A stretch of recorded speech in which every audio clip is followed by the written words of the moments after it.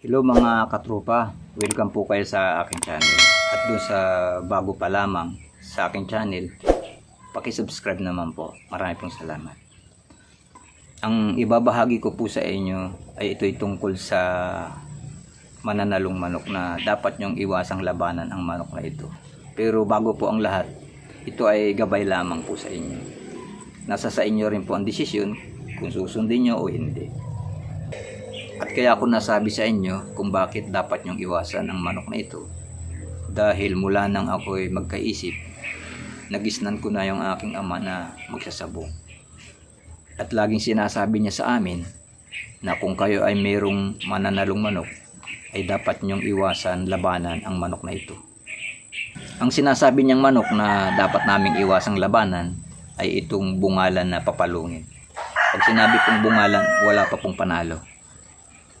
At tinanong ko ang aking ama kung bakit dapat naming iwasang labanan ang mga bungalang papalungin. Ang paliwanag niya, dahil daw wala pang bawas.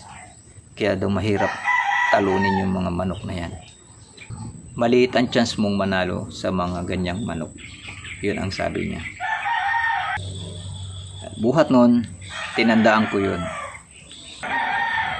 At dumating nga ang panahon na ako'y nagmanok na rin. Mayroon na rin sariling mga tinali at nagbibreed na rin. Hindi ko po maiwasang hindi malabanan ang manok na yan, ang may papalunging manok na yung aking mananalo. At nangyari nga pong minsan sa akin na ako po'y may panlaban na mananalong manok. Naipadala ko po sa aking mag-uulot.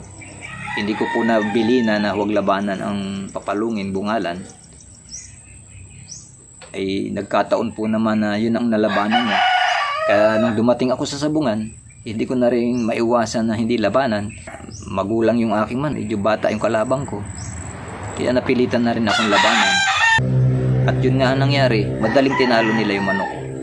At buhat nun tinandaan ko na hindi na ako lalaban. At kung ako may padadalaman sa sabungan na mananalo kong manok, sinasabi ko na doon sa aking pag-aulit na huwag lalaban sa papalungin. Kahit sabihin pang hindi bungalan, basta huwag lalaban sa papalungin. Hindi lang po yan ang akin nasaksihan sa aking sarili. Yung akin pong mga pinsan, hindi sila naniniwala. At kaya yung mananalo nilang manok, at nagkakataon na naiilaban nila sa mga bungalang papalungin. At yun nga ang nangyayari, madaling talunin. Mahirap ang chances na manalo ka. At kung mananalo ka man siguro, siguro hirap na hirap ang manok mong manalo. Kung mayroon man sa ibang tao. At yan lamang mga katrupa. At hanggang sa muli, maraming salamat sa mga nanood sa video kong ito.